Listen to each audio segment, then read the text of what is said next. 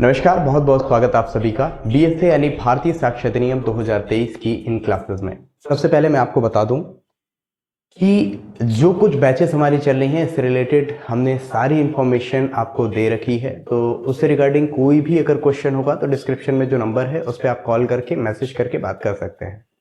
अब हम अपनी क्लास को स्टार्ट करते हैं। पिछले जितने क्लासेस चल चुके हैं आई होप आप उन सारी क्लासेस को देख चुके होंगे, और उन क्लासेस को देखने के बाद अब हम आज से अपनी भारतीय साक्ष्य अधिनियम की जो मेन एक्ट में क्या क्या प्रोविजंस हैं इन सारी चीजों को स्टार्ट कर रहे हैं। अभी तक हमने conceptual part of the act देखा था, जो कुछ चीजें चेंजेस हुए हैं, जो कुछ चीजें कंपैरेटिव एनालिसिस फॉर्मेट में हमें चाहिए थे वो सब कुछ हम लोगों ने देख लिया। और आज से हम शुरू करेंगे क्या क्या हमारे लिए इंपॉर्टेंट है। ओके, तो सबसे पहले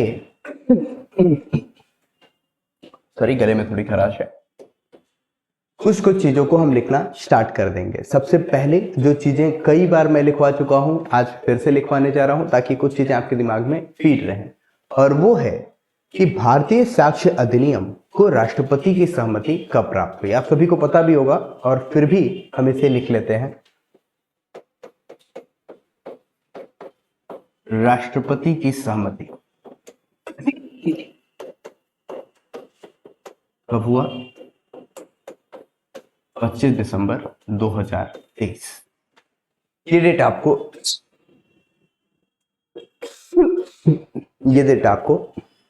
पूरी तरह से याद रखनी है, यानी कि किस दिन इसे इनैक्टमेंट डेट के रूप में माना जाता है, न सिर्फ बीएसए के साथ साथ बीएनएस और बीएनएसएस की। इसके साथ एक और चीज जो आपके लिए इंपॉर्टेंट है कि इसका एक्ट नंबर क्या है। इसका एक्ट नंबर है 47। बीएसए यानी भारतीय साक्ष्य अधिनियम एक्ट नंबर 47 है, एक्ट नंबर 47 है।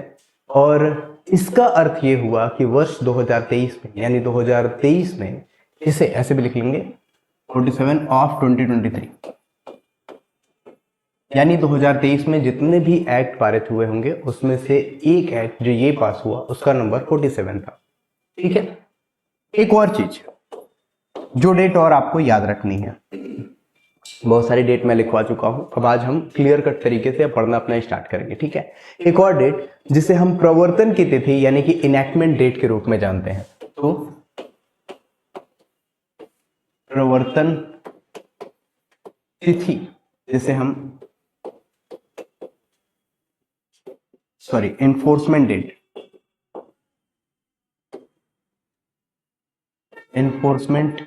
डेट के रूप में जानते हैं, यह है 1 जुलाई 2024। याद रखते रहिएगा, राष्ट्रपति की सहमति यानी इनैक्टमेंट यानी एक्ट बन गया, और प्रवर्तन की तिथि यानी कि अब इस तिथि से ये प्रवर्तित होगा, लागू होगा, जिसे हम इनफोर्समेंट डेट के रूप में जानते हैं। ये आप ध्यान रखेंगे। क्लियर हुई? कुछ चीजों को और हम लिख लेते हैं जो हमारे लिए इंपॉर्टेंट है। तो टोटल इसमें कितने पार्ट्स हैं? टोटल इसमें कितने भाग हैं? तो टोटल इसमें 4 भाग हैं। कुल इसमें कितने चैप्टर्स यानी कि अध्याय हैं? तो टोटल इसमें 12 यानी कि 12 चैप्टर्स हैं। और कुल इसमें कितने सेक्शंस यानी कि कुल इसमें कितनी धाराएं हैं? तो इसमें 170 सेक्शंस है यानी कि धाराएं हैं। तो पार्ट्स हो गए 4, अध्याय यानी कि चैप्टर्स हो गए 12 और सेक्शंस हो गए 170। और इसका पूरा एनालिसिस हम पीछे की क्लासेस में कर चुके हैं, तो इतना लिखना आपके लिए एनफ है। प्रेजेंट टाइम में इतना लिखना आपके लिए एनफ है, क्योंकि अब हम कुछ इस स्ट्रेटजी से पढ़ाई करेंगे कि सारे कॉन्सेप्ट लिखने के बाद में हम बड़ी आसानी से उसको रिवाइज भी कर सकें और फिर उससे रिलेटेड जो Q&A यानी क्वेश्चन आंसर है उसको भी सॉल्व कर सकें। ठीक है, अभी हम सारी चीजों को लिख लेंगे, फिर उसके बाद अगले दिन या फिर हर क्लास के बाद में हम ऐसा करेंगे कि आपके एमसीक्यूज और जो मेंस का क्वेश्चन है उसे कोट कर सकें, ताकि जो प्रीवियस ईयर में आए हुए क्वेश्चन है उसे हम बारी बारी से देख सकें। नेक्स्ट लिखेंगे इसका उद्देश्य क्या था। उद्देश्य वगैरह तो हम लोग लिख चुके थे, उद्देश्य लिखने की बहुत ज्यादा जरूरत नहीं है। ठीक है, आगे चलते हैं। उद्देश्य बस आप सुन लीजिए कि निष्पक्ष विचारण के लिए साक्ष्यों के साधारण नियमों और सिद्धांतों को समेकित करने के लिए, देखिए सबसे पहले क्या है कि साक्ष्य यानी कि एविडेंस किस तरीके से दें। तो उस एविडेंस को देने के लिए एक निष्पक्ष विचारण होना जरूरी है।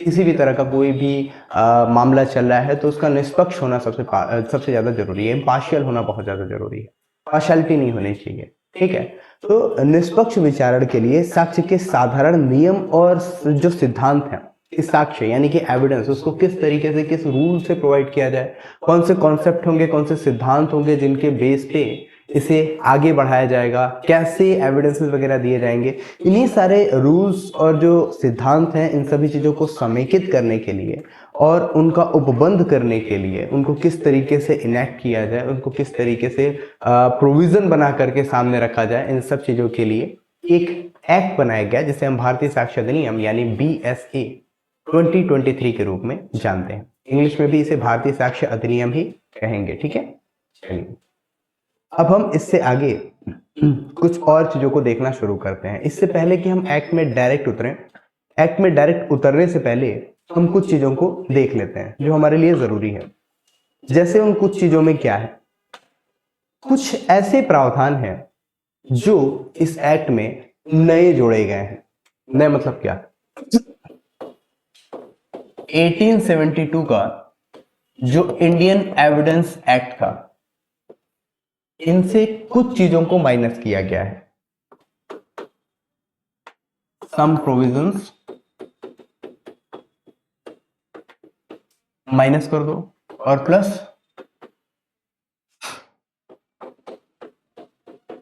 सम प्रोविजंस ऐड कर दो, तब जाकर के क्या बनेगा, भारतीय साक्ष्य अधिनियम 2023। इसको दिमाग में आप बैठा लेना कि 1872 के इंडियन एविडेंस एक्ट में कुछ चीजों को हटा दिया गया और कुछ चीजों को जोड़ दिया गया, तब जाकर के हमारा भारतीय साक्ष्य अधिनियम 2023 निर्मित होता है, यानी बन के सामने आता है। ये आपको क्लियर हुआ। अब इन्हीं सारी चीजों को हम ध्यान से देखते हैं कि सबसे पहले क्या जोड़ दिया गया और इसके बाद क्या घटा दिया गया, क्या जोड़ा गया और क्या घटाया गया, दोनों को देखेंगे। तो क्या घटाया गया ये पहले देख लेते हैं, कौन कौन सी चीजें हैं जिन चीजों को हटा दिया गया। तो एक हेडिंग डालेंगे जो इसे कवर करेगा कि कौन कौन से प्रोविजंस को माइनस कर दिया गया है, कौन कौन से ऐसे प्रोविजंस थे जिन्हें टर्मिनेट कर दिया गया है नए एक्ट में। पुराने एक्ट से नए एक्ट में जब हम लोग चेंजेस कर रहे थे तो फिर नए एक्ट में कुछ चीजों को हटा दिया गया। ध्यान रखेंगे ये अमेंडमेंट नहीं हुआ है, ये एक नया एक्ट ही बना दिया गया है, 2023 के एक्ट के रूप में ये माना जाएगा। क्लियर है, चलिए हेडिंग डालेंगे BSA। अच्छा BSA ना लिखिए, आप पहले इंडियन एविडेंस एक्ट लिख लीजिए। ठीक है, तो भारतीय साक्ष्य अधिनियम 1872 या इंडियन एविडेंस एक्ट 1872 के वे प्रावधान those provisions of Indian evidence act 1872 जो भारतीय साक्ष्य अधिनियम 2023 में प्रावधानित नहीं है, जो BSA 2023 में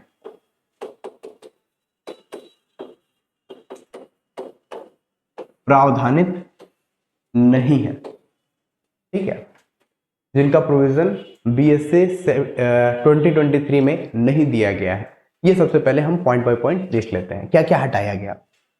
ठीक है, आज हम ठीक ठाक अपने नोट्स को कवर करेंगे, ठीक ठाक तरीके से, ज्यादा से ज्यादा नोट्स को कवर करने की कोशिश करेंगे। ठीक है, चलिए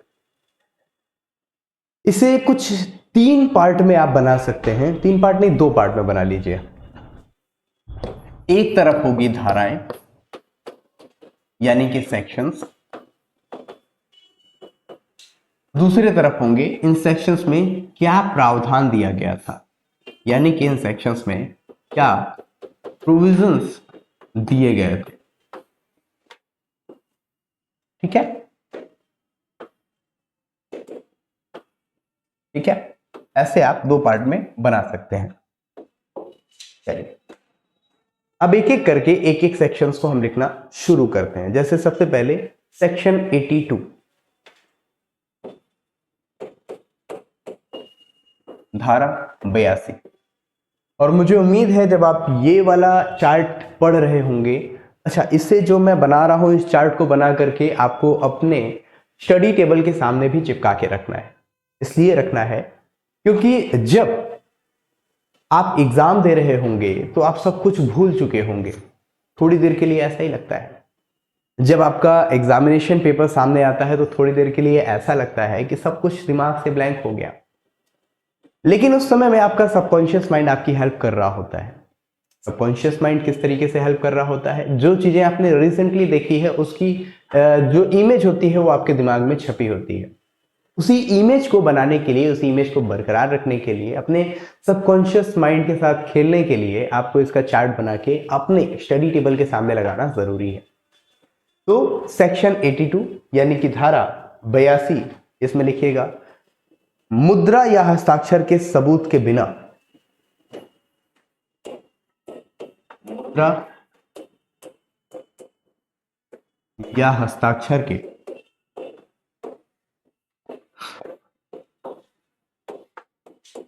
सबूत के बिना, मुद्रा या हस्ताक्षर के सबूत के बिना इंग्लैंड में ग्राह्य दस्तावेज के बारे में उपधारणा। इंग्लैंड में ग्राह्य दस्तावेज के बारे में सूचना। क्लियर है? क्लियर है? ठीक, ये आपको करना है, ये आपको लिखना है। तो सेक्शन 82 हटा दिया गया। क्यों हटा दिया गया? क्योंकि इंग्लैंड में प्रावधान करने की बात कर दी गई है और इंग्लैंड का प्रेजेंट टाइम में भारत से कुछ लेना देना नहीं है। जिस समय में इंडियन एविडेंस एक्ट बनाया गया था 1872 1872 की बात याद रखते रहिएगा, यानी 1857 वाला रिवोल्ट अभी रिसेंटली थमा है, 1857 की क्रांति। 1860 में इंडियन पिनल कोड आया यानी कि आईपीसी आ गया, और जस्ट उसके कुछ समय के बाद 1872 में क्या आ जा रहा है, इंडियन एविडेंस एक्ट आ जा रहा है, ताकि जो न्याय व्यवस्था कानून व्यवस्था हो उसको ज्यादा से ज्यादा मॉनिटरिंग की जा सके। ठीक है, उसे ज्यादा से ज्यादा रेगुलाइज किया जा सके। ओके, अच्छा इंग्लैंड को ध्यान में रखते रहिएगा। इंग्लैंड का मतलब क्या, जब भी हम ब्रिटेन के मैप को देखते हैं, देखिए तीन चीजें हैं, एक आपका यूके, एक आपका ब्रिटेन, एक आपका इंग्लैंड।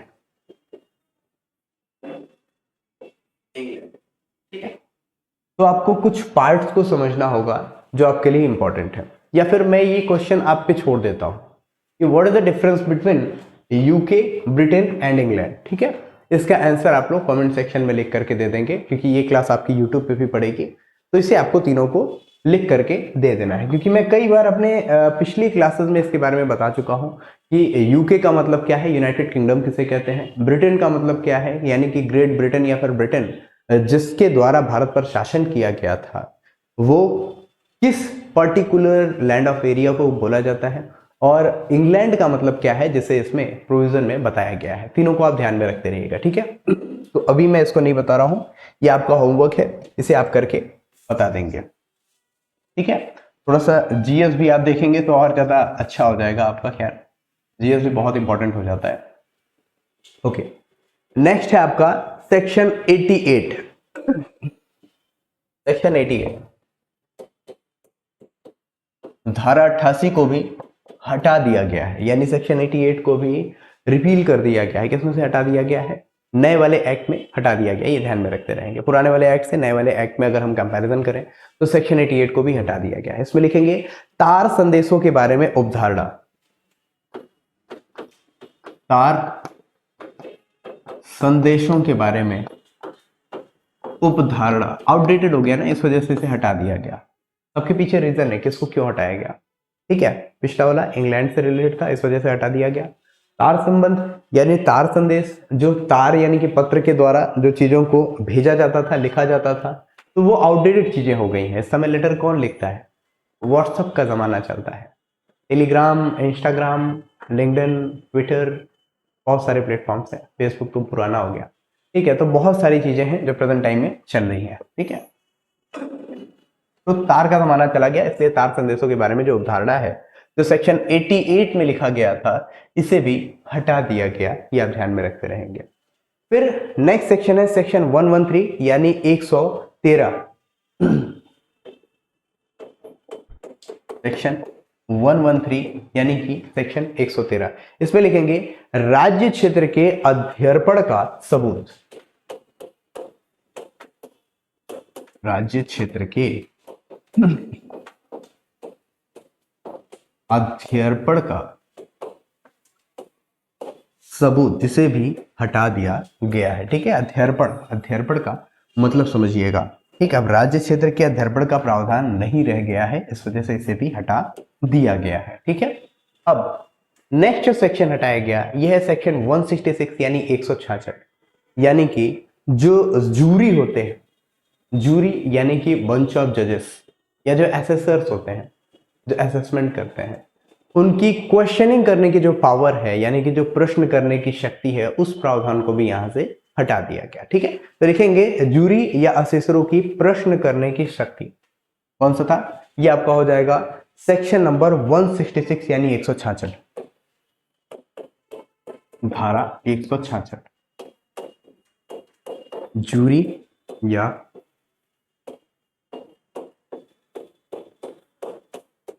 असेसरों की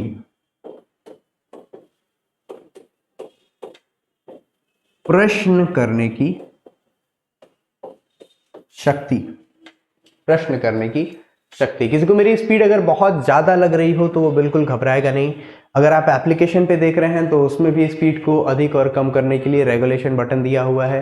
अगर आप यूट्यूब पे देख रहे हैं तो उसमें भी रेगुलेशन ऑफ स्पीड का बटन एक होता है, जिसके हिसाब से आप स्पीड को कवर कर सकते हैं। बट अगर चीजें ज्यादा तेजी से लग भी रही हो तो उसका रीजन मैं बता दूं, क्योंकि जब हम नोट्स लिखेंगे उसमें हमारी स्पीड थोड़ी ज्यादा होगी, ताकि आप ऐसा नोट्स बनाएं जो किसी और के लिए आप तैयार ना कर पाए, सिर्फ अपने लिए तैयार करें। यार मजाक कर रहा हूं। आपकी अगर हैंडराइटिंग अच्छी है तो आप किसी के लिए भी बना सकते हैं, अपने लिए भी बना सकते हैं। ठीक है, और जब हम अपने क्वेश्चन आंसर फॉर्मेट पे चलेंगे, जब हम अपना मेंस का आंसर फॉर्मेट कर रहे होंगे, जब हम अपने प्रीलिम्स के क्वेश्चंस को देख रहे होंगे, उसमें मैं पूरा टाइम दूंगा, बड़े आराम से उस सारी चीजों को करूंगा। इसी बोर्ड पे सब कुछ आपको दिखाई देगा। उससे क्या हो जाएगा? उससे ये हो जाएगा कि आप एक एक क्वेश्चन को अच्छे से समझ पाएंगे। लिखने में अपनी स्पीड को इतना अच्छा रख दीजिए कि चीजें जल्दी से जल्दी आपकी कंप्लीट होती जाए। लेकिन जब आप पढ़ रहे हो तो पढ़ने में ठीक ठाक टाइम दीजिए, ताकि कुछ गलत ना समझ लें आप। जो भी कुछ समझे बेहतर ढंग से आप समझें। ठीक है, चलिए आगे चलते हैं। अब इसका मतलब क्या हुआ कि 4 सेक्शंस हटाए गए। कौन कौन से सेक्शंस हटाए गए? तो section 82, section 88, section 113 and section 166। 4 provisions को हटा दिया गया है। ये आपको दिमाग में रख लेना है, 82, 88, 113 एंड 166। ठीक है, इसे क्या कर दिया गया? हटा दिया गया है। इसमें यानी कि जो नया वाला एक्ट बना है सेक्शन 1872 के एक्ट को, जो हमारा इंडियन एविडेंस एक्ट 1872 का एक्ट का, इसको जब हम नए एक्ट की तरह से देखते हैं, यानी बीएसए 2023 के रूप में देखते हैं, तो इसमें कौन कौन से प्रावधान हैं जो नहीं लिए गए हैं, तो उन प्रावधानों को आप ऐसे लिख देंगे, section 82, section 88, section 113 and section 166। ऐसे आपका क्लियर हो जाएगा। ऐसे क्वेश्चन आ सकते हैं। ठीक है, क्योंकि इस समय जितने भी जुडिशरी के एग्जाम्स हो रहे हैं उसमें आपको कंपैरेटिव एनालिसिस करने के लिए बात की जा रही है। उसमें आपको ये बताया जा रहा है कि आपको न सिर्फ इंडियन एविडेंस एक्ट पढ़ना है, उसमें आपको बीएसए भी पढ़ना है। यानी कि बीएसए के साथ साथ पिछला वाला भी अभी लेकर के चलिए, क्योंकि जो संक्रमण काल होता है, जो ट्रांजिशन पीरियड होता है, उस टाइम में जरूरी होता है कि आप कुछ चीजों को समझ करके चलें। क्या चीजें क्यों चेंज हुई अचानक से। अभी तो सेमेस्टर वालों की हालत सबसे ज्यादा बुरी है। उन्हें अभी भी पुराने वाले एक्ट्स पढ़ने पड़ रहे हैं, और पढ़ना ही पड़ेगा क्योंकि उन्हें एग्जामिनेशन क्वालिफाई करना है। नए वाले एक्ट के बारे में कुछ बताया नहीं जा रहा है, तो उन्हें सामने प्रॉब्लम ठीक ठाक बड़ी है। चलिए अब हम नेक्स्ट एक टेबल बनाएंगे। ये टेबल आपको याद हो गया। अब हम नेक्स्ट एक टेबल बनाएंगे कि अगर इन सारी चीजों को हटा दिया गया, इन सारी चीजों को हटा दिया गया, तो कौन कौन से वो प्रोविजंस हैं जिन्हें जोड़ा गया है, जिन्हें ऐड किया गया है। कुछ को हटाया गया, कुछ को जोड़ा गया, तब जाकर के बीएसए 2023 बना। ठीक है, तो जो जोड़ा गया उनमें क्या क्या चीजें हैं उसे हम देखना शुरू करते हैं। तो लिखेंगे इसमें भारतीय साक्ष्य अधिनियम 2023 यानी बीएसए 2023 में जोड़े गए नए प्रावधान, new added provisions of BSA 2023। Same तरीके से इसमें भी दो पार्ट्स आपको बनाने हैं। एक हो जाएगा आपका धाराएं यानी कि सेक्शंस, एक हो जाएंगे उनके प्रावधान यानी प्रोविजंस। अब इनके सेक्शंस और इनके प्रोविजंस को हम एक एक करके देखना शुरू करते हैं। ठीक है, चलिए चलिए भाई, इसमें आपको तीन सेक्शंस देखने हैं, तीन सेक्शंस देखने हैं। अगर आपके पास नया वाला बेयर एक्ट नहीं है तो प्लीज उसे जल्द से जल्द आप खरीद लीजिए। खरीदने में थोड़ी प्रॉब्लम है तो आप ऐसा कीजिए कि उसके डिजिटल फॉर्मेट को जरूर आप अपने पास में रखिए, ताकि जरूरत पड़ने पे आप उसमें से कुछ चीजों को देख लें। कुछ भी नहीं निकालना है, बहुत ज्यादा आर्थिक स्थिति गड़बड़ हो जा रही है, तो भी आप ऐसा करिए कि उसके जो स्टार्टिंग के पन्ने हैं, स्टार्टिंग के जो पेजेस हैं, यानी जिसमें उसका ब्रीफ दिया हुआ, इंडेक्स दिया हुआ, उस इंडेक्स वाले पेज को जरूर आप निकाल लीजिए, निकाल के आप कहीं पे चिपका दीजिए उसे। ठीक है, तो ये करना बहुत जरूरी है। पढ़ाई के लिए आग होनी चाहिए, बाकी सारी चीजें तो अपने आप लग ही जाती है। ठीक है, तो शुरुआत कीजिए, सारी चीजें हो जाएंगी। सबसे पहले हम इसके सेक्शन 61 की बात करते हैं। सेक्शन 61 यानी धारा 61 की बात करते हैं। इसमें इलेक्ट्रॉनिक और डिजिटल रिकॉर्ड्स के बारे में बात किया गया है। लिख लेंगे, लिख ही लेते हैं, ज्यादा सही है। इलेक्ट्रॉनिक या डिजिटल रिकॉर्ड, इलेक्ट्रॉनिक या डिजिटल, कुछ गलत हो गया क्या? डिजिटल, डिजिटल, ठीक है, इलेक्ट्रॉनिक या डिजिटल रिकॉर्ड। ये आपके सेक्शन 61 में प्रोविजंस के फॉर्मेट में दिया हुआ है और इसे हम कुछ बेहतर तरीके से लिख ही लेते हैं। ठीक है, आपका बेयर एक्ट भी ओपन करके डायरेक्टली उसको पढ़ ही दिया जाए तो और ज़्यादा बेहतर हो जाएगा। ठीक है, सेक्शन नंबर आपका 61, ये सामने रखा हुआ है तो उसको पूरा पूरा बता ही देते हैं। इलेक्ट्रॉनिक या डिजिटल अभिलेख कहिए या फिर इलेक्ट्रॉनिक और डिजिटल रिकॉर्ड कहिए, दोनों को आप आसानी से देख सकते हैं। चलिए, इसकी जो प्रोविजंस हैं उसे हम लिख लेते हैं, क्योंकि थोड़ा थोड़ा लिखेंगे तो ही तो आगे चल करके हमारा सब कुछ कंप्लीट होगा। ठीक है, तो लिखना शुरू कीजिए।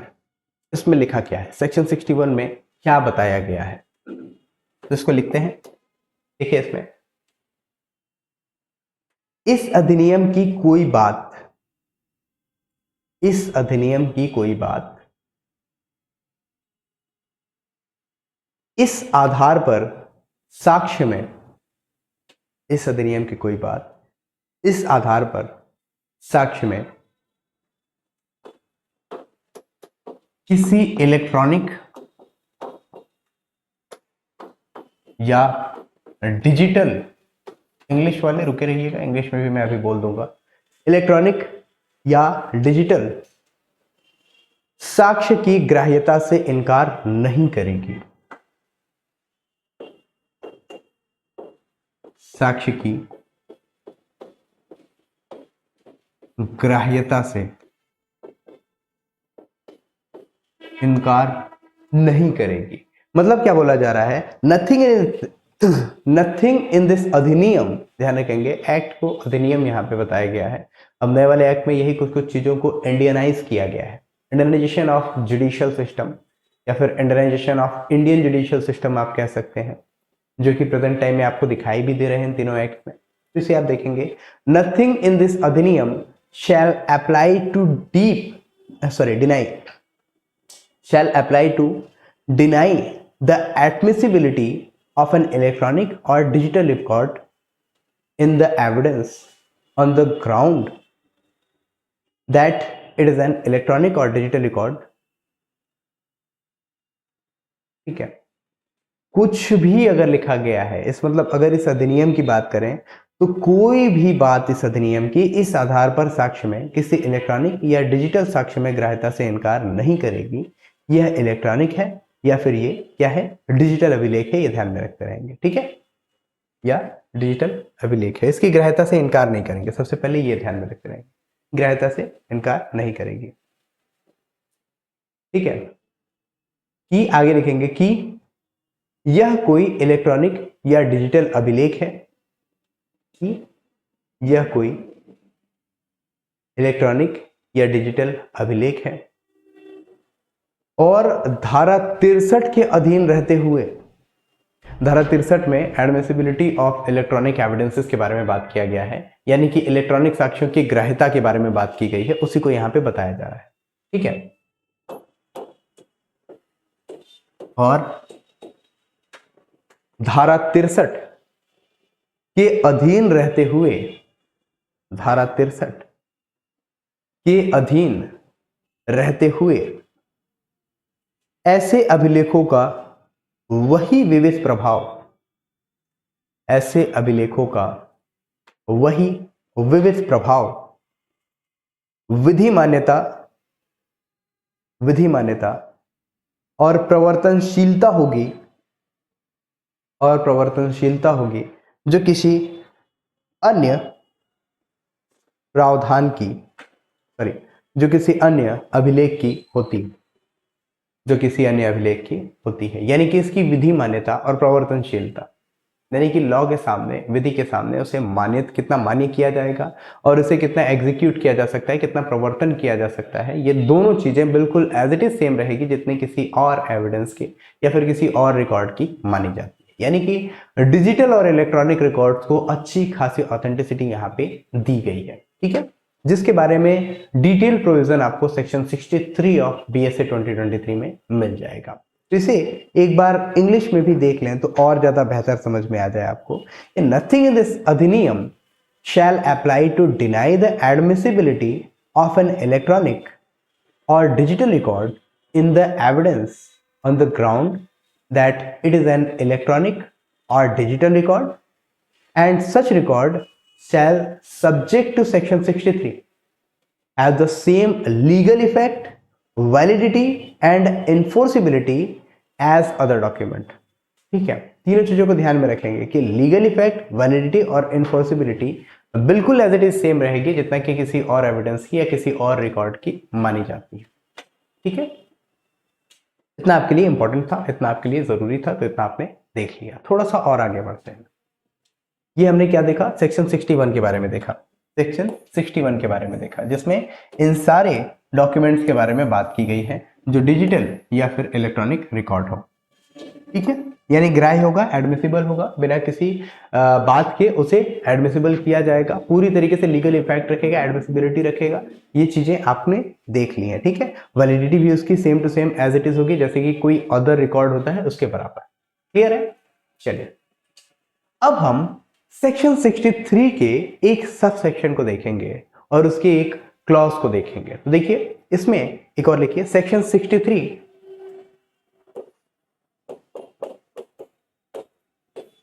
सबसेक्शन, देखिए सबसेक्शन यानी उपधारा हिंदी में बोलते हैं, बहुत ज्यादा हिंदी खैर आप बोल सकते हैं, कोई बात नहीं है। उपधारा 4 और खंड ग यानी क्लॉज सी, इसे आप section 63 subsection 4 and clause C बोल सकते हैं। ग लिखने से अच्छा आप सी ही लिख लीजिए, ज्यादा बेटर होगा। ग लिखने से कहीं ज्यादा बेहतर है कि आप अगर सी लिख लें तो ज्यादा बेहतर है। अब देखिए सी में क्या बताया गया है, जो उक्त अवधि की क्या है, एक्चुअली जो कंप्यूटर आउटपुट के बारे में जो उपधारा 1 बनाई गई है। सेक्शन 63 में क्या दिया गया है, सेक्शन 63 में ये बताया गया है कि जो इलेक्ट्रॉनिक रिकॉर्ड है उनकी एडमिसिबिलिटी के लिए क्या क्या प्रावधान है, कैसे किसी भी इलेक्ट्रॉनिक रिकॉर्ड को एडमिसिबल किया जाएगा, उसको ग्राह्य कैसे किया जाएगा, उनके ग्राह्यता के लिए कौन कौन से प्रोविजंस हैं, और उसी ग्राह्यता में एक उपधारा 1 है, ठीक है, और उपधारा 1 में कुछ चीजों के बारे में बताया गया है। अब हम पूरा एक्ट पढ़ेंगे तो उसे और डिटेल में पढ़ेंगे, और उसी की उपधारा 2, उपधारा 3 और उपधारा 4 इस तरीके से आती है आपकी चौथी उपधारा।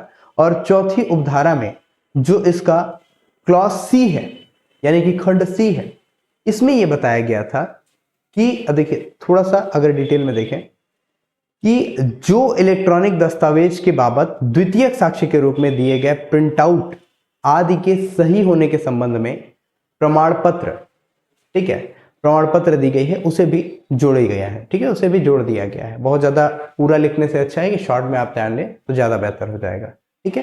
हालांकि डिटेल में इसे और ज्यादा बेहतर तरीके से लिखा गया है कि ऐसे विषयों में किसी पर कार्रवाई करना जिससे उपधारा 2 में उल्लिखित शर्तें संबंधित हैं, ठीक है। अब इसे पूरी डिटेल में लिखा गया है, इतना ज्यादा अभी लिखना बहुत जरूरी नहीं है, बस आप अभी इतना लिख लीजिए कि आपकी धारा 63 सबसेक्शन 4 और उसका क्लॉज सी जो है इसे भी नया प्रावधानित किया गया है, ठीक है। नेक्स्ट एक और धारा, ये भी आप चार्ट बना लीजिए, इसको फुलफिल आप बेयर एक्ट से करिएगा। और इसके अलावा जब हम इस प्रावधान पर पहुंचेंगे तो इसकी डिटेल चीरफाड़ की जाएगी, डिटेल चीरफाड़। अभी मैं थोड़ा सा चाह रहा हूं कि जल्दी से जल्दी आपके जो एक्ट हैं उसके जो मेन प्रोविजंस हैं उनको भी लिखवाना स्टार्ट कर दिया जाए, सेक्शन वाइज लिखवाना शुरू कर दिया जाए। कुछ सेक्शंस आप लोग लिख भी चुके हैं, कुछ सेक्शंस अभी बाकी हैं, वहां पे फिर से आते हैं तो पिछले वाले जो रिदम था उस रिदम में हम फिर से पहुंच जाएंगे, ठीक है। चलिए एक और सेक्शन लिखिए, सेक्शन 170 धारा 170। हर कोई इसे लास्ट में पढ़ेगा लेकिन रियलिटी यह है कि इसे सबसे पहले पढ़ना है।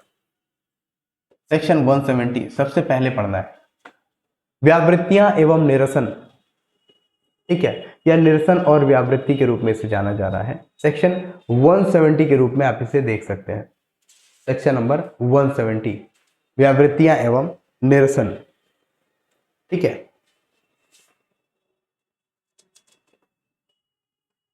यानी कि repeal and savings, repeal and savings. अब सेक्शन 170 क्या कहता है?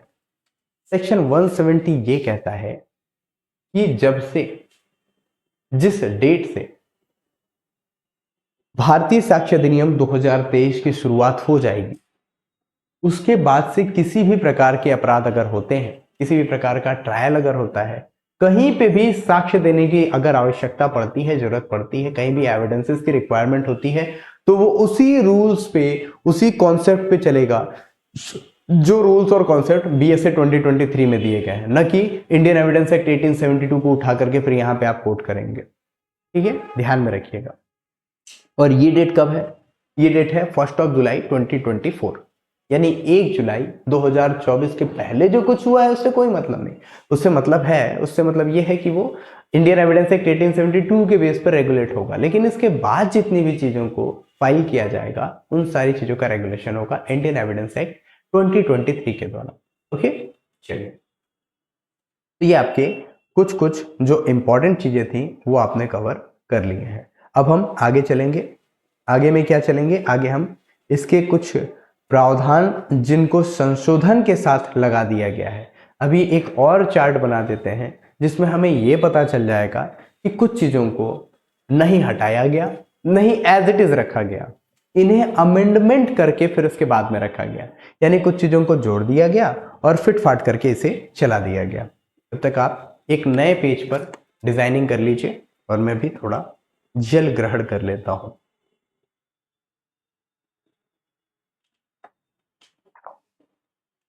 ठीक है, देखिए, किसी भी तरह से किसी को भी घबराने की जरूरत नहीं है। एक दिन में आपकी तैयारी नहीं हो सकती है, लेकिन उस एक दिन में आपकी तैयारी को पॉसिबल यहां बनाया जाएगा। कैसे बनाया जाएगा?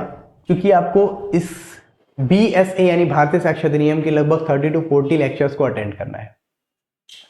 30 to 40 लेक्चर्स को अटेंड करने के बाद आपको बताया जाएगा कि स्मार्ट वर्क कैसे किया जाता है, मेंस की तैयारी कैसे की जाती है, प्रीलिम्स की तैयारी कैसे की जाती है, और किस स्टेज पर किस तरीके से मोटिवेशन को भी रेगुलेट किया जाता है, और किस लेवल पर किस तरीके से हम अपने तैयारी को भी सही रेगुलेशन, सही दिशा प्रदान कर सकते हैं। इससे क्या होगा कि आप इन सारे लेक्चर्स को लेने के बाद में जितना कुछ पढ़े हुए हैं उसका एक सिनॉप्सिस अपने पास में रख पाएंगे। और मैं आज आपको एक सिनॉप्सिस प्रोवाइड कर सकता हूं जो पूरे एक्ट का बना करके 1-2 पन्ने में दिया हुआ है। मैं उसे प्रोवाइड कर दूं अगर, तो वो आपके किसी काम का नहीं होगा, क्योंकि उसे आपने उस तरीके से समझा नहीं है जिस तरीके से समझाने की कोशिश की गई है। जिस तरीके से मैं समझ करके उसे अपने पेज पर उतारा हुआ हूं वो समझना आपको जरूरी है। उसको समझने के लिए आपको कुछ लेक्चर्स अटेंड करने होंगे, और जिस दिन आपने पूरा लेक्चर ये कंप्लीट किया उस दिन आपको 2 पन्ने मिलेंगे, 2 या 3 पन्ने मिलेंगे, जिसे हम सिनॉप्सिस ऑफ दिस एक्ट के रूप में जानते हैं, और उसी का प्रिंट आउट लेकर के या फिर उसे आप खुद से बना करके अपने स्टडी टेबल के सामने चिपका लेंगे। और ऐसा करते करते जब आपके सारे जितने आपके टोटल एक्ट्स हैं जो ही आपके कंप्लीट होंगे, तब तक करते करते आपकी ठीक ठाक तैयारी हो चुकी होगी। ठीक है, तो चलिए नेक्स्ट हेडिंग लिखेंगे बीएसए। अच्छा नहीं, बीएसए से पहले इंडियन एविडेंस एक्ट को भी जोड़ देते हैं कि इंडियन एविडेंस एक्ट 1872 के कुछ ऐसे प्रावधान भी हैं, ऐसे प्रोविजंस भी हैं जिन्हें नए वाले एक्ट यानी कि बीएसए 2023 में फिट फाट करके लगा दिया गया, यानी संशोधन यानी अमेंडमेंट करके इसमें फिट कर दिया गया है। तो लिखेंगे इंडियन एविडेंस एक्ट 1872 यानी भारतीय साक्ष्य अधिनियम 1872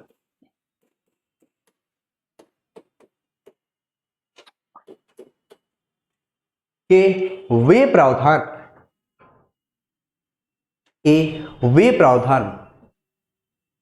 जो संशोधन के साथ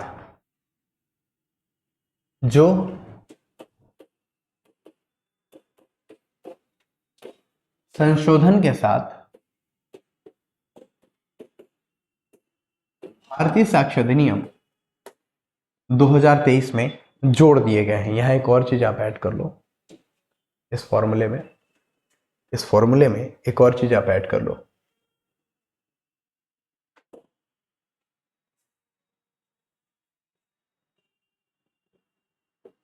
प्लस अमेंडेड प्रोविजंस।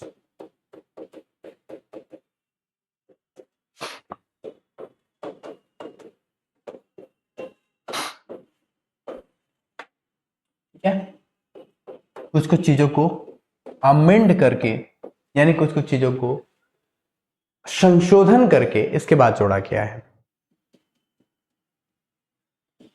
ठीक है, अब वो संशोधन कौन कौन से हैं इन्हें हम देखेंगे, इन्हें हम चार्ट के रूप में उतारेंगे। आपने हेडिंग लिख ली, और फिर उसी तरीके का चार्ट धाराएं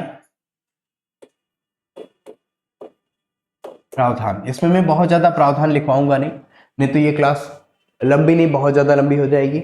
जो चीजें आपके बैरक में दी हुई हैं और जो चीजें इस तरीके से आएंगी, इस तरीके से मतलब ये ऑब्जेक्टिव क्वेश्चंस में आएंगी, ये आपके मेंस का पार्ट नहीं है।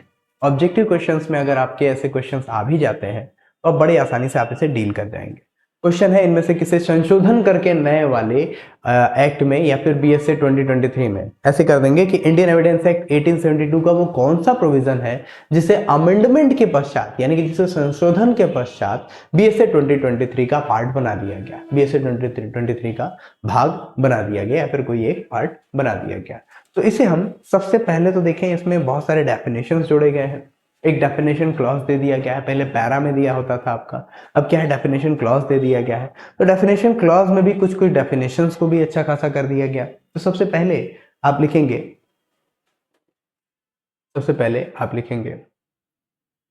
अच्छा, ये विवरण भी लिख सकते हैं, प्रावधान भी लिख सकते हैं, उपबंध भी लिख सकते हैं, डिटेल्स भी लिख सकते हैं, जो भी आप लिखना चाहें वो सारी चीजें लिख सकते हैं कि इसमें किन किन चीजों के बारे में बताया गया है। तो धाराओं में सबसे पहले सेक्शन 2 सबसेक्शन 1 क्लॉज डी,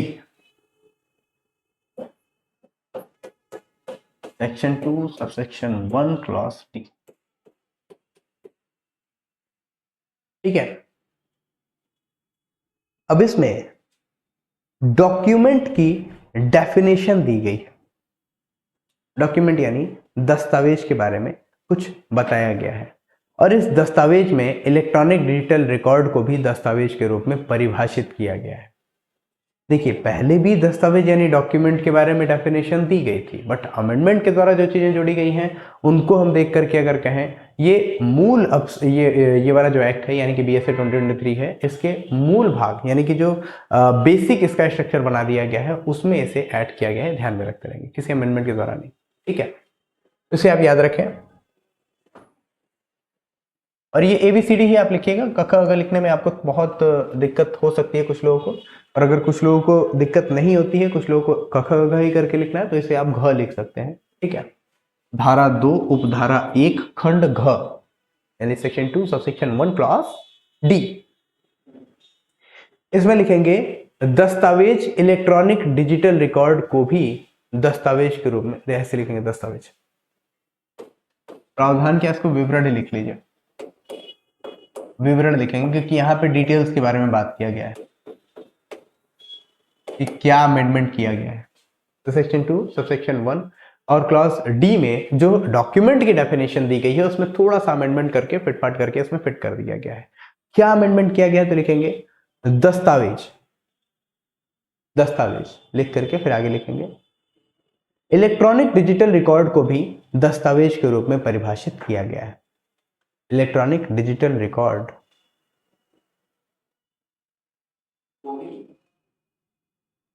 को भी दस्तावेज के रूप में परिभाषित किया गया है। Electronic digital document also defined as document. ठीक है, ये आपका पहला वाला पार्ट हो गया, ये सबसे पहला जिसे अमेंडमेंट करके लगाया गया।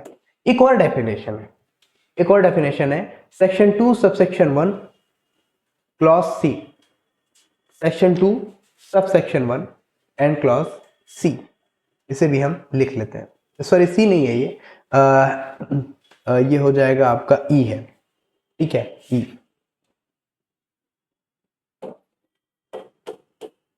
Section 2 sorry section 2 subsection 1 clause E, section 2 subsection 2 subsection 1 clause E, जिसमें एविडेंस के बारे में बताया गया है।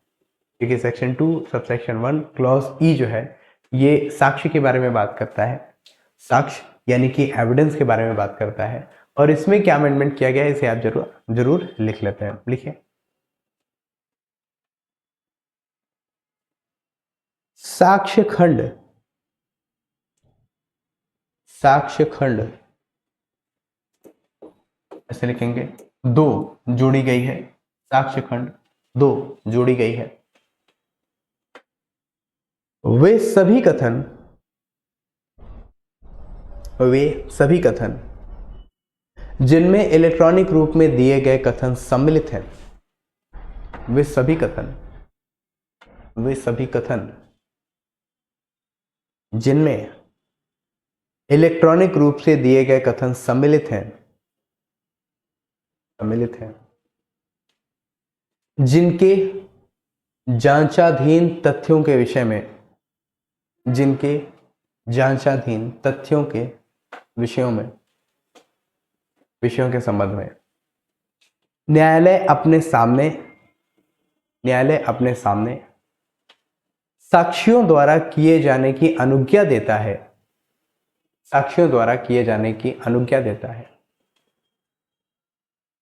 या अपेक्षा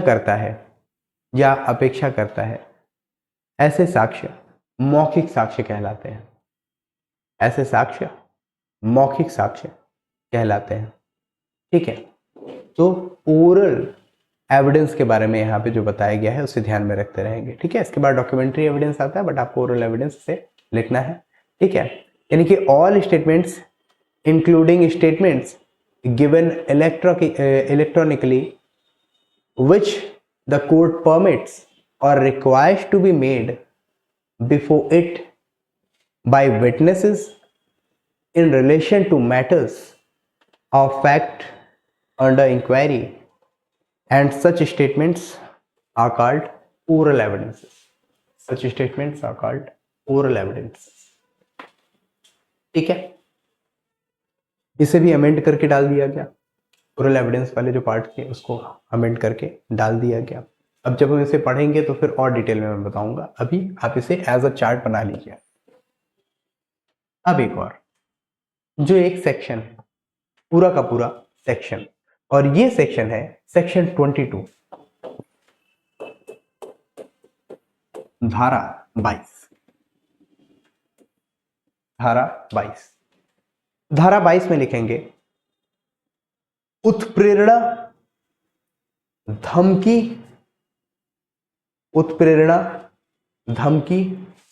प्रपीड़न या वचन द्वारा की गई, उत्प्रेरणा धमकी प्रपीड़न या वचन द्वारा कराई गई, या वचन द्वारा कराई गई संस्वीकृति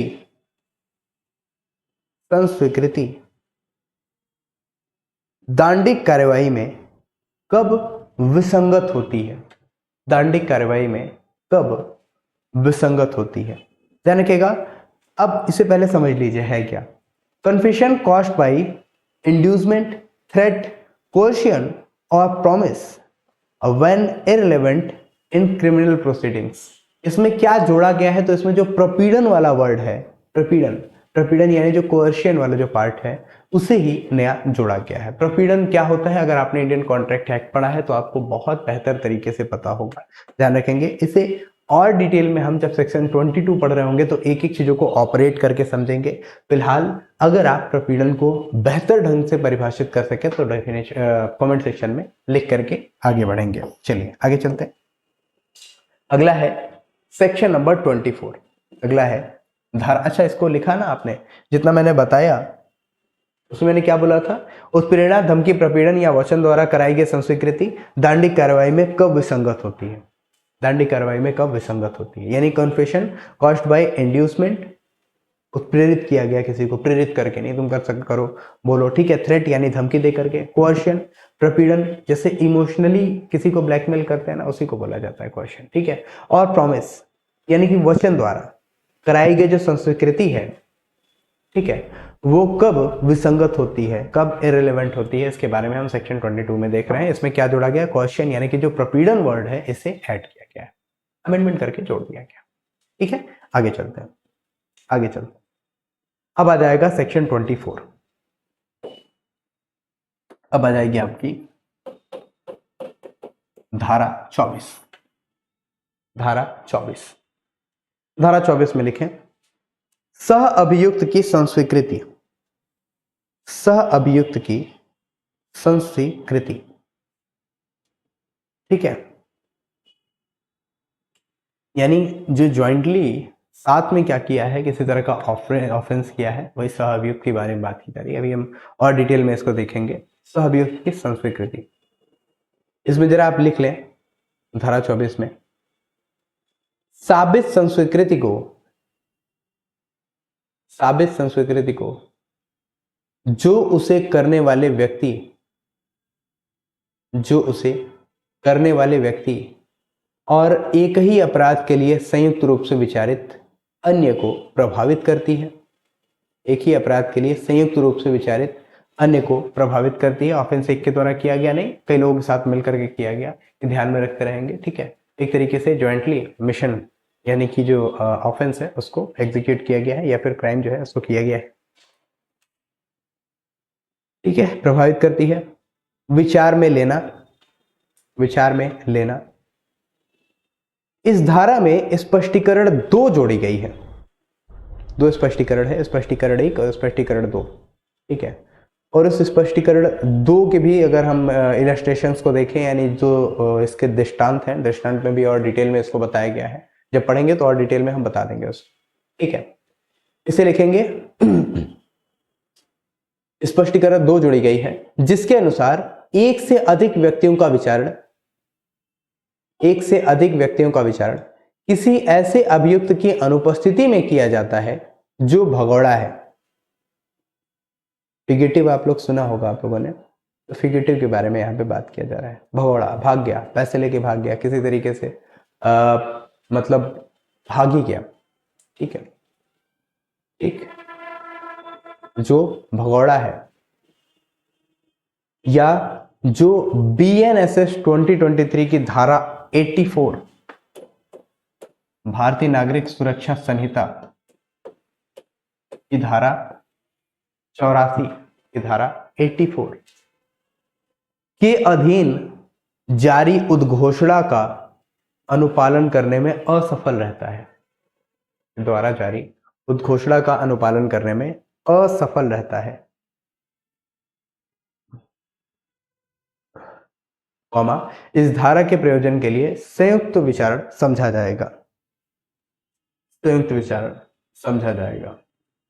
ठीक है, यानी डिटेल में अगर हम समझें तो बात इसमें क्या कही गई है, इसका जो एक्सप्लेनेशन नंबर 2 है उसमें ये बोला गया है, a trial of more person then one held in the absence of the accused who was absconded or who fails to comply with a proclamation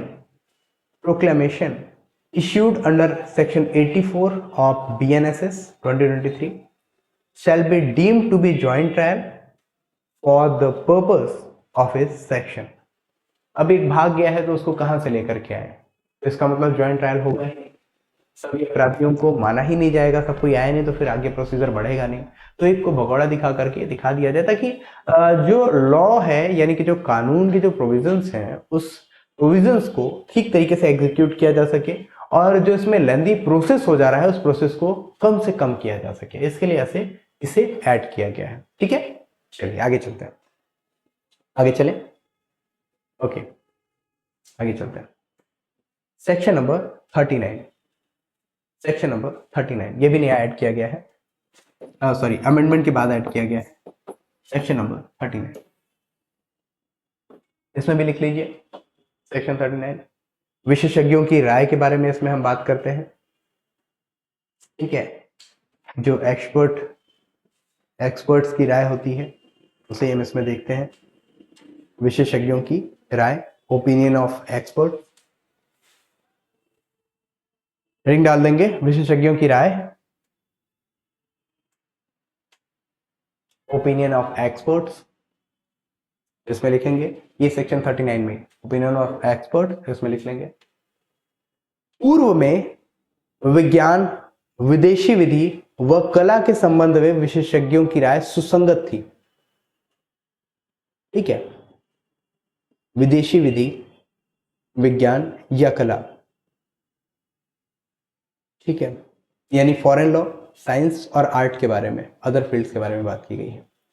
ठीक है, बीएसए 2023 में संशोधन करके, बीएसए 2023 में यानी भारतीय साक्ष्य अधिनियम 2023 में संशोधन करके अन्य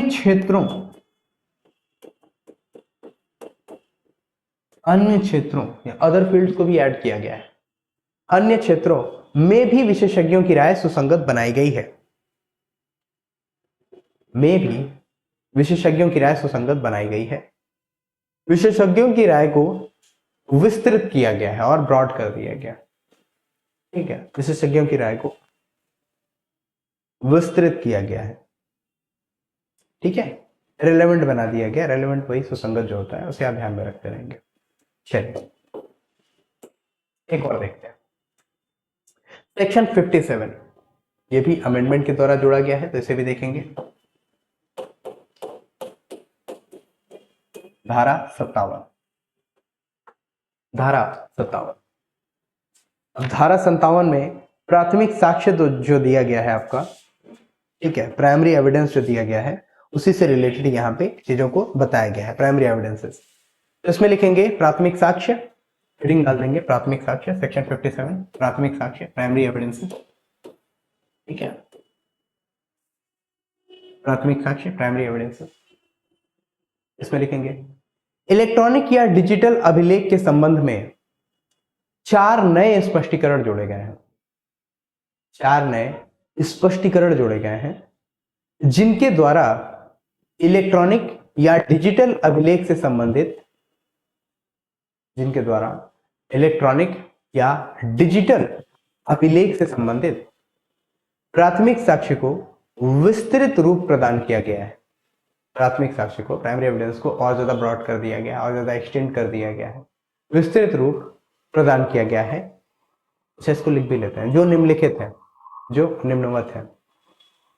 देखिए स्पष्टीकरण आपके कुछ तो पहले से थे, 1 2 3 जो 3 एक्सप्लेनेशंस थे, जो आपके 3 एक्सप्लेनेशन दिए गए थे वो पहले से थे। जो एक्सप्लेनेशन नंबर 4 है यहां से नया ऐड किया गया है, तो एक्सप्लेनेशन नंबर 4 ही हम लिखेंगे।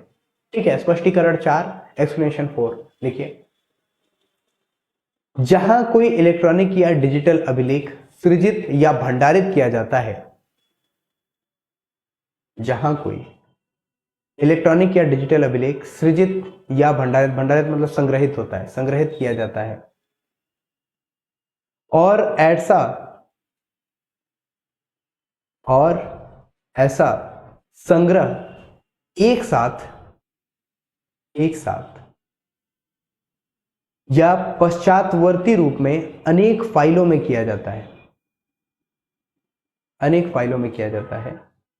उनमें से प्रत्येक फाइल प्राथमिक साक्ष्य है, उनमें से प्रत्येक फाइल प्राथमिक साक्ष्य है। ठीक है, प्राथमिक साक्ष्य। स्पष्टीकरण 5, ऐसे 4, 5, 6, 7 यही हम लिखेंगे 4। स्पष्टीकरण 5, जहां कोई इलेक्ट्रॉनिक या डिजिटल अभिलेख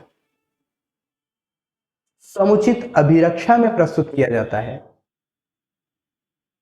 ऐसा इलेक्ट्रॉनिक और डिजिटल अभिलेख प्राथमिक साक्ष्य है जब तक कि वह विवादग्रस्त नहीं है, जब तक कि वह विवादग्रस्त नहीं है तब तक माना जाए। स्पष्टीकरण 5, एक्सप्लेनेशन नंबर 5, जहां कोई इलेक्ट्रॉनिक या डिजिटल अभिलेख समुचित अभिरक्षा में प्रस्तुत किया जाता है, ये तो 5 हो गया ना, ठीक है, ये तो 5 हो गया। स्पष्टीकरण 6 है, 6 लिखिए, जहां किसी वीडियो रिकॉर्डिंग की इलेक्ट्रॉनिक प्रारूप, जहां किसी वीडियो रिकॉर्डिंग को इलेक्ट्रॉनिक प्रारूप में एक साथ संग्रहित किया जाता है, संग्रहित किया जाता है, और किसी अन्य व्यक्ति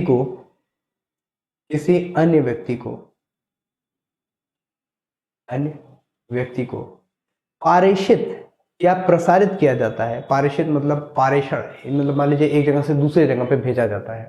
ठीक है, इस वर्ड को भी और ज्यादा हम डिफाइन करेंगे। पारेषित या प्रसारित या अंतरित किया जाता है, तो प्रत्येक संग्रहित रिकॉर्डिंग प्राथमिक साक्ष्य, प्रत्येक संग्रहित रिकॉर्डिंग प्राथमिक साक्ष्य। पारेषण का मतलब होता है कि एक देश से दूसरे देश में भेज दिया गया। ठीक है, जैसे हम पासपोर्ट को अगर हिंदी में जानने की कोशिश करें तो उसे पारपत्र कहा जाता है। ठीक है, पारपत्र, पारेषण, पार करना। ठीक है, यानी कि where a video recording is simultaneously stored in electronic form and transmitted or broadcast or transferred to another, each of the stored recording is primary evidence। ठीक है, एक्सप्लेनेशन 7 देखिए, जहां किसी इलेक्ट्रॉनिक या डिजिटल अभिलेख को किसी कंप्यूटर संसाधन में एक से अधिक संग्रहण स्थान में संग्रहित किया जाता है, एक से अधिक मतलब एक फाइल में नहीं, कई सारे फाइल्स में अगर उसे स्टोर किया जा रहा है, ऐसा प्रत्येक स्वचालित संग्रहण जिसके अंतर्गत अस्थायी फाइलें भी हैं प्राथमिक साक्ष्य है। ऐसा प्रत्येक स्वचालित संग्रहण जिसके अंतर्गत अस्थायी फाइलें भी हैं प्राथमिक साक्ष्य है। Where an electronic or digital record is stored in multiple storage spaces in a computer resource, each such automated storage including temporary files is primary evidence। ठीक है, ठीक है, ये क्या थे?